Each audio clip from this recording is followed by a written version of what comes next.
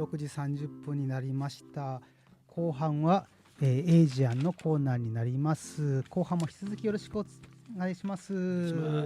はい。またご意見ご感想質問などはメールで受け付けています。メールアドレスは fm@761.jp、 ファックスは 0829310760 です。メールファックスどんどんお待ちしております。それではここから栗林さんよろしくお願いします。はい、どうぞよろしくお願いします。今日はね、後半は実はミャンマーのアウンチー君を呼ぼうとしてたんですけどね、事情が特にあったようなんで、やむを得ないですね。それでこの度はハグマさんというですねパーソナリティ兼ゲストです。もう何でも聞いてください。海外の人なら80カ国のネタがありますのでその彼が特にね、最近台湾へね家族で行かれたというんでね、この事情をねちょっとぜひ、私も昔行ったことありますけどね、最近の事情わかんないからまた最初ちょっと教えていただければと思います。どうですか？私台湾がで3回目なんですよね。で前回は15年ぐらい前に行ったんですけれど、いろんなところが変わってましたね、やっぱり。で、非常に治安もいいですし、交通の便もいいですし、食べ物も美味しいですし、家族で行くには小学生の子供たち連れて行ったんですけど、家族に行くにはとてもいいとこです。で、お財布にも優しい、欧米諸国に比べれば近いですし、2時間ぐらいで、ね、飛行機で行けますし、値段も比較的安いので、とってもおすすめです。そうですか。私も昔行ったんですけどね、日本とのつながりが長いだけにね、その親近感もあるし、台北も台南もありますが、日本人が行ってね、その町の都市計画までねやって、それが本当評価されてたり、いろいろなことを聞きました。しかし最近のこと知らないから、今あなたが行かれてね、そういういい環境があるということで、また行きたくなりました。で一つすごく驚いたのが、もう日本のキャラクターが、例えばちいかわとかですね、可愛いキャラクターがいるんですけど、とかもう大人気でですね、もうアニメとかですね、もうあちこちにもうグッズが売られてですね、はい。でそういうサブカル的なところが、日本のサブカル的なところがですね、もう浸透してるっていう。なるほどね。なんかこう親しみを持って向こうからね接してくださる、日本語語りかけるとかね言ってた。そうなんですよ。昔の戦前戦後の高齢者だけではなくてですね、若い人でもですね、結構日本語で片言で、で私も中国語を話すので中国語を話しかけるんですけど、向こうも中国台湾語ですね、台湾語だったり英語だったり片言の日本語だったりとか、もう話そうとコミュニケーションを取ろうっていうですね、うちの子供たちに対しても片言の日本語でね、可愛いねとかね、なんか話しかけてくれるんですけど、このコミュニケーションを取ろうというですね、姿勢がすごくですね、素晴らしいと思いました。例えば日本で中国とか台湾の人が宮島とか観光行ってね、日本人が頑張って、英語ぐらい話しかけるぐらいはあっても、中国語で片言で話しかけたりとかしないですよね。そういうなんか同じ島国なんですけど、向こうの人たちはその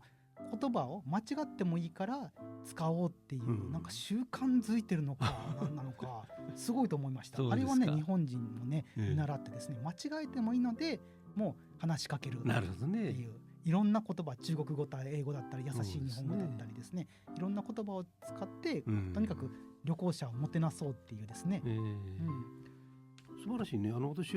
初会長は商工会議所が台北の会議所と姉妹提携かねしておられる長い歴史もあるということなんでね、だからご縁もありますんでね、いろんな面でねこれからも楽しみに行きたいところです。はい、そうですか。ちょっとですね、じゃあ私もこれからもう、わずかな時間しかないので、ハウと日本暮らしに行ってしまいましょうかね。よろしいですかね。はい、じゃあ、早速、今のお話はね、もうちょっと後に楽しみにしてもう少し言い足りなかったところに話してもらうことにして、では行きましょうか。How to 日本暮らし、ということで、それじゃあまたですね、いつもの通り広報から行くんですけども、廿日市どこの町もありますけども、広報というのがね各、家ごとにねこれ織り込まれておりますよ。これをねポンと捨てちゃいけませんよ。この中にね重要な記事がいろいろあるんです。例えばね1ページこうめくっていただきますか。これにね誰もが安心して暮らせる町へというのがありますね。これは廿日市で犯罪被害者等支援条例というのがね、制定されております。犯罪被害をね受けた人たち、本当にね人に言えない大変な苦労、それが長く続くと、そういうことがあります。その時にやはりねどっかで相談できる場所とか、もちろん見舞金であるとか日常生活の支援とかですね、そういういろいろあると思いますが、そういうことがね窓口がありますよ。そして今後そういう防犯についてのですね支援資金援助というものもあるということをね詳しく書いてあります。1ページ2ページ目ですね、それを一つ。それからもう一つですね、さらにめくりますとね5ページっていうところがあるんです。で、下にね5ページの下半分が消防団員とこうなってます。消防団員募集、これね外国人の方はね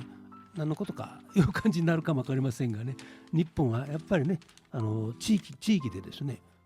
消防団員、消防職員じゃないんですよ。でも消防団員となってですね自らですね地域の防災というか災害をですねに強い町にしようとすることができるんです。廿日市そういう外国人で消防団員になっておられる人もいます。ですからねこういうのが今募集してますからね、一つ考えに入れてくださいますか。もしねあなたが何かの就職なんかされるときにね、外国人の場合ですよ、消防団員として2年ほど活躍したとかね、もうやっぱり信頼が違いますよ。そういうようなことがあります。今あれですね、岡山の総社市とかは外国人のみのだけの防災リーダー研修やったりとかですね、そうなんですよ。地域の一員としてね、それをね言っていただけると一言言いますが、滋賀県にはね草津だったかな大学がありましてね、立命館のそこの留学生がおる。その留学生を消防団員にしてね、そして消防署と連携取ってるのがありました。なぜかそれがね、もし火事が起こった時ね、火元はどこかとかね言って何日との言葉ってもう留学生も分からないですよ。やはりね学校の中に留学生の中に消防団員で先生も入ってねやってるんですよ。そういうようなことがねやっぱり必要なんです。いざとなった時にね、何の意味か分からんきょとんとしとったんでどうしようもないんですよ。私も実際自分一人でもね消火活動してきたことがあります。やっぱりやる、練習する、そういうことは、ね、大きいです。以上ですね。もう一つあります。最後はね、これは何ページ、9ページにですね、市営住宅、廿日市の市営住宅の入居者の募集というのがまたあります。ですからね、これ該当する方、家族で来ておられてね、いろいろちょっと、この変わらなきゃならないというようなこと、あるいはこの廿日市来たとかいろいろあるでしょうね。すぐにパッとすぐ空いてるというわけじゃないんですが、常時空いてるとこもあるんです。これはね9ページを見てください。そういうことで、以上廿日市の広報から短時間ですけどご説明いたしましたですね。はい、このようにですね、いろいろ廿日市にはですね、住民をサポートしてくれるですね、システムというのがありますので、外国の方はもしですね、言葉上ですね、申し込みが難しいとありましたら、外国人相談センターに来ていただければ通訳も翻訳もありますので、そうですね、それ頼りになりますよね。遠慮せずにですね。はい、いろいろねちょっと触れますとですね、私そういうふうなハードないうかな事務所窓口とかいうだけでなくって、SNS といいますかね、そういうものホームページもありますが SNS でねそういう情報をできるだけ多言語で発信したいという思いがあり、そして廿日市の国際交流協会さんとも連携しながらですね進めようとしています。そのこともね、これから皆さんにね利用していただければと思っております。そんなようなことですね。他に何かありましょうかね。ですね。本当に私も海外住んでる時にこういうような情報、留学とか働いたりとかしたんですけど、こういう情報がわからないので、結局その制度を使えずに後で考えたらちょっと損してたなっていうところがね、本当に情報もわからないし、行っても申請の仕方がわからない、助けてくれる人もいなかったりとかして、非常にね税金はたくさん払ってるんですよ税金はたくさん払ってもそのねいいシステムを使えなかったというですね、サポートをですねいうことがありますので、やっぱり外国人だとちょっとね私は外国人だからその使っちゃいけないんじゃないかとか、これはね現地の人たちの住民の人のって思って遠慮したりするんですね。私もそうでしたけど、でも面倒くさいからみたいな形になってしまうので、はい、とっても多いです。そういうことでね、いろんな制度があるのにねそれに気づかないんですよ。だから私はこの SNS をせっかく始めましたので、国の、機関、入管もそうですし、それから弁護士さんだったら法テラスを通じてね入っていただいて、外国人だけじゃなくてそれと関わる人たちにも必要な法知識とかね、入り口のところで分かりやすくもう口頭で言ってほしいんですよ。そしてそれをテロップいうか字幕をつけましてね、で日本語だけじゃなくて英語にしてで多言語にさらに増やしていくことができるんです。だから日本人が一生懸命ベトナム語で喋ってもねなかなか通じないと思いますが、しっかり日本語で喋ってですね、なんか図面でも見せてやっていけばですね、きちんとそれは翻訳できる。もちろん時間かかりますよ。でもその作業さえすればできるんですね。そのことは分かりました。さらに言うならね、やっぱり障害がある人に例えばBe My Eyes というねソフトがありますよね。私の代わりに目になってちょうだいということなんですよね。それでスマホ一つでねどこへ行くにしてもサポーターの人たちがもうその要支援者の10倍も20倍もおるんですよ。その人たちがいやそこに行ったら、ね、駅、すぐ近くだよと、駅のね切符買えますよ、もうちょっと指、スマホ回してごらん、右回してごらん、そこに切符の売り場がある、そこのボタンを押してくださいってねやってんですよ。盲人が自分で一人で社会活動できる。そうするとですね、外国人は日本語わかんないとかですね、制度わかんないとかいろいろ躊躇することもあります。でしかも障害者もおります。そういう人たちに対してね、マンツーマンで支援することができる、それは私の夢なんですね。Be My Eyes、 これを一つ覚えておいてください。はい。広島でじゃん。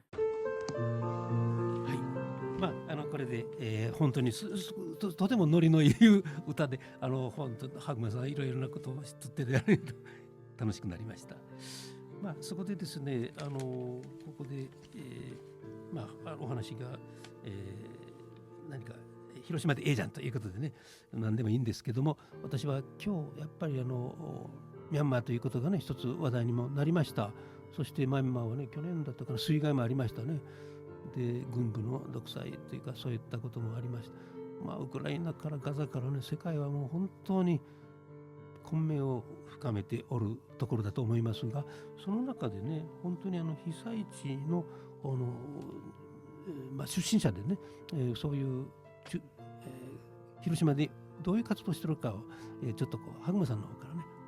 コメントしていただければと思っています。はい、それではですね4月5日中国新聞でですね今日のゲストの予定だったちーくんの活動がですね紹介されていますので、そちらを読みたいと思います。広島の留学生たち活動、ミャンマー支援募金の輪。ミャンマーで起きた大地震で広島県内外で暮らすミャンマー人で作る広島ミャンマーコミュニティが現地の被災者支援のために募金活動をしている。集めた義援金は一般社団法人日本ビルマ救援センターに送る。1日には広島市中区の広島電鉄、通りの前でミャンマーからの留学生や技能実習生支援者たち約30人が募金箱を持って寄付を呼びかけた。振込口座を示したチラシ100枚も配った。コミュニティメンバーの約2000人の中には家族と連絡が取れない人もいるという。代表の大学院生アウンチーミーさん29歳。今日のねゲスト予定だったんですけど、次回ぜひ来てもらいたいと思います。ミャンの、言われることには、ミャンマーは内戦、昨年9月の洪水、今回の地震と三重苦を受けている。国民に直接届く民間団体に寄付してほしいと話す。13日以降、毎週日曜と毎月1日の午後にも同じ場所で募金活動をする予定だということです。はい。はい。ちょっとそれに一つ加えます。そういう地域の活動、これね大きいと思います。顔が見えるわけですね。もう一つ加えるならば、全国レベルでね活動しているのがあります。アトゥートゥミャンマーという団体なんですね。これはキリスト教系の団体ですけども、日本に住まれるミャンマールーツの方々の生活支援を前からやっていて、ミャンマーへの送金、それから日本人との交流ということをね続けておられるところなんですが、やっぱりここね来て軍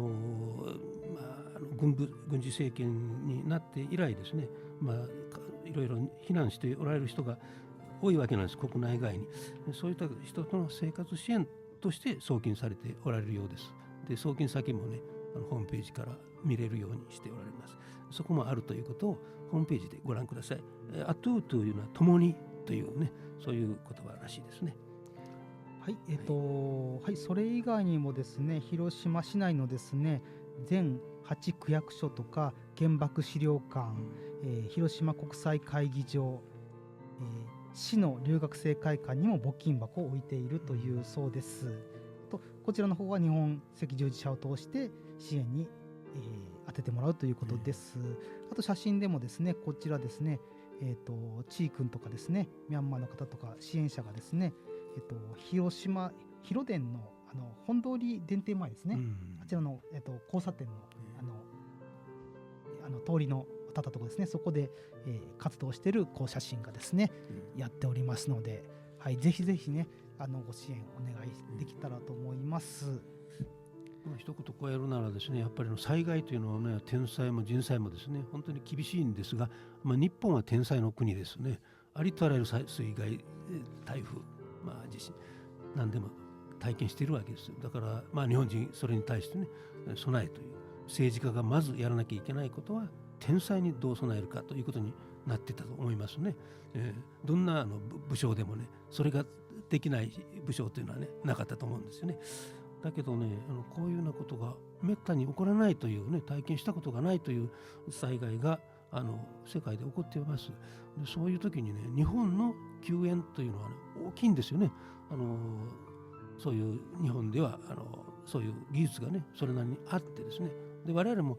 ICAT という形でね昔から全世界の地震被災地とかそういったところ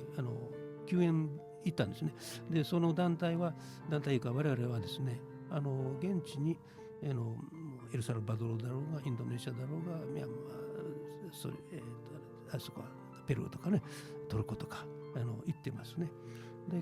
だけどもね日本の上り旗立てて行ったりしませんよ。それはもう当然ながらねゲリラが出てきますからね、ここから先はね危ないと、みんな車を置いて帰りなさい、私らが届けるからって言ってね、手よく強奪されるんですよ。そういうようなことでね現実に危険な目をしてそれでも海外の支援をね続けてきたそういうような日本の団体もあるんですね。でそういうだけではなくてね国内で本当にこれに耐えるためのいろんなソフトの面本当支えるあるいはシステムですよね、継続的なそういうことがね本当に必要だな思います。そんなことをねつくづく思うんですがね、無力かもわからないがそれに皆さん気づいてねまずは今できることからやっていきたいと思っております。そうですね、私もJICA の、国際緊急援助隊の訓練受けてますし、昔は登録して海外に行ったことはないんですけれど、はい、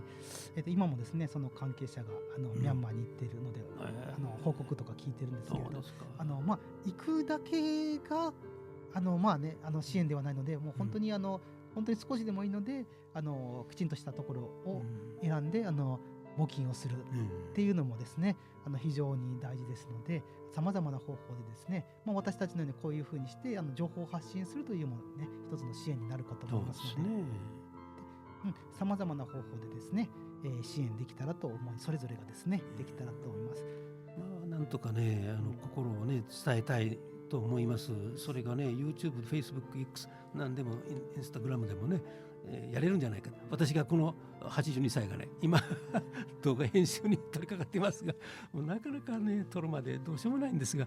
支援いただければありがたいです。伝えたいこと、そしてサポートしたい、いっぱいありますね。